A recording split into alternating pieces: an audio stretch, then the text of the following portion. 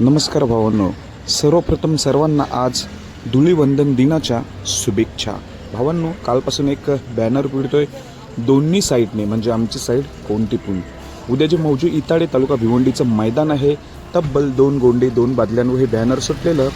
जी अपराजित जोडी म्हणजे टॉपची जोडी भुंगा सैराट, त्यातील सैराट नावाच्या नंदीचा बॅनर सुटला होता. तर माहिती मिळतोय याची शर्यत जमलेली आहे, तर ती कुणाविरुद्ध शर्यत हे आपण या व्हिडिओमार्फत जाणून घेऊ. तर भावांनो, उद्याचं मोठं मैदान आहे आणि मोठमोठे आपल्याला प्रेक्षणीय बिंदूवरच्या शर्यती बघायला मिळते.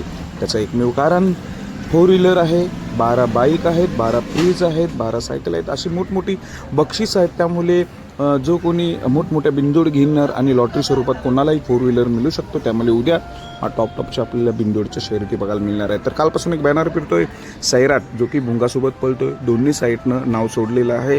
तर भावांनो, मला माहिती तर मिळतोय दोन्ही साईडनं नाव म्हणजेच काय, त्याचा पायरा भुंगा तर 100%, म्हणजे सैराट आणि भुंगा ही 100% जोडी आहेत. म्हणजे सैराटचा पायरा भुंगा. तर भावांनो, शर्यत कोणाविरोधात, तर आता मागची माहिती मिळतोय घोटच्या सर्जा विरोधात.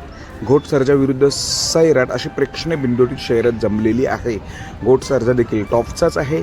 मागं ह्या जोडीला घोट सर्जा आणि अर्जुनने पराभूत केलं होतं सैराट आणि भुंगाला. त्यात घोट सर्जाने आता सैराट विरोधात शर्यत पकडलेली आहे.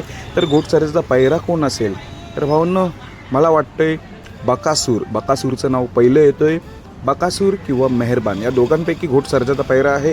80% घोट सर्जाचा पैरा बकासूर आणि 20% मेहरबान. म्हणजेच काय, भुंगा सैराट विरुद्ध घोट सर्जा बकासूर किंवा मेहरबान अशा प्रेक्षणीय बिंदू शर्यत आपल्याला उद्या बघायला मिळणार.